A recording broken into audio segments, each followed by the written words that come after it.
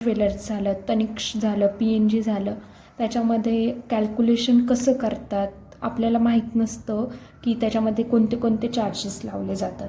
पहिलं असतं की त्याच्यामध्ये गोल्ड अमाऊंट असते, प्लस त्याच्यामध्ये मेकिंग चार्ज असतात, प्लस त्याच्यामध्ये GST असते आणि ते सगळं मिळून टोटल अमाऊंट निघली जाते. तर आपण पहिल्यांदा एक्झाम्पल घेऊया.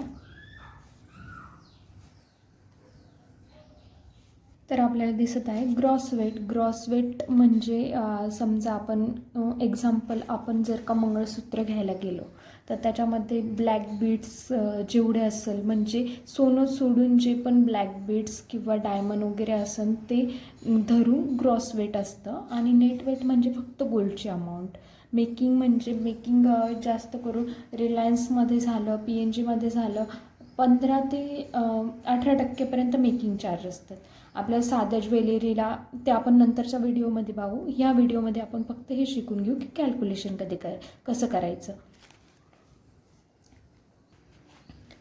तर आपल्याला काय करायचं आहे, कॅल्सी घेतली, रेट घ्यायचं आहे. आपण पहिल्यांदा टोटल सगळं काढायचं आहे, gold amount, making charge, GST आणि टोटल अमाऊंट. तर आपल्याला पहिल्यांदा रेट घ्यायचं आहे 62,000 इंटू वेट घ्यायचं, नेट वेट घ्यायचं आहे आपल्याला 14 ग्रॅम इज इक्वल टू 86,800 आलं आहे. तर आपल्याला इथं लिहायचं आहे 86,800. हे झालं आपलं गोल्ड व्हॅल्यू. आता आपल्याला मेकिंग चार्ज काढायचे, ते मेकिंग धरून म्हणजे मेकिंगचे चार्ज किती निघतात ते आपल्याला काढायचं आहे. तर ह्यालाच काय करायचं आहे, इंटू 16%. हे 13,888 हे आपले मेकिंग चार्ज निघाले. 13,888 इथे लिहायचं आहे making plus is equal two plus आपल्याला इथंच प्लस आपल्याला स्टोन अमाऊंट ॲड करायची आहे. Plus stone amount 2,500 into GST 3%. आपले GST निघाले 3,095 रुपये.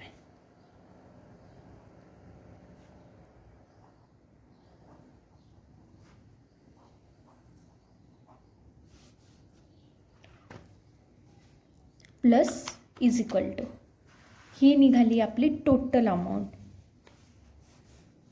1,06,283. 1,06,283 रुपये टोटल अमाऊंट.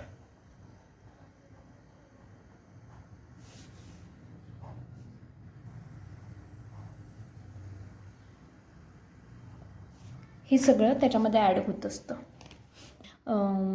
गोल्ड अमाऊंट झाली, मेकिंग चार्ज झाला, GST झाली, स्टोन अमाऊंट झाली आणि टोटल अमाऊंट झाली. तर आपण जर का साधं सोपं करायचं म्हटलं तर ही डायरेक्ट कॅल्क्युलेशन असतं. 62,000 plus 16% into weight 14 gram plus stone amount plus 3% आलं आहे आपलं 1,06,283 रुपये. हे झालं आहे आपलं कॅल्क्युलेशन गोल्डचं. एक हा फॉर्म्युला असतो, इथं फॉर्म्युला लिहिते मी.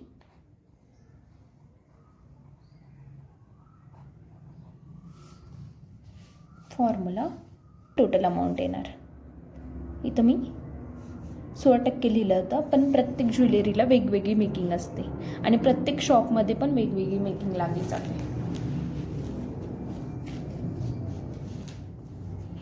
हा झाला आपला म्हणजे स्टेप बाय स्टेप फॉर्म्युला झाला आहे. आता आपण पाहूया इझी फॉर्म्युला म्हणजे डायरेक्ट करायचं. हे सगळं नाही डायरेक्ट आपली अमाऊंट निघणार, ही अमाऊंट आपली डायरेक्ट येणार इथं. तर तो फॉर्म्युला पाहूया आपण. फर्स्टवाला हा, सेकंडवाला हा.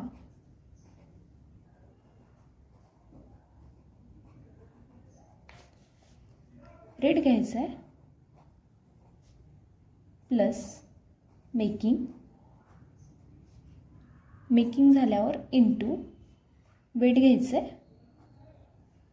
वेट झालं प्लस स्टोन अमाऊंट असेल तर स्टोन अमाऊंट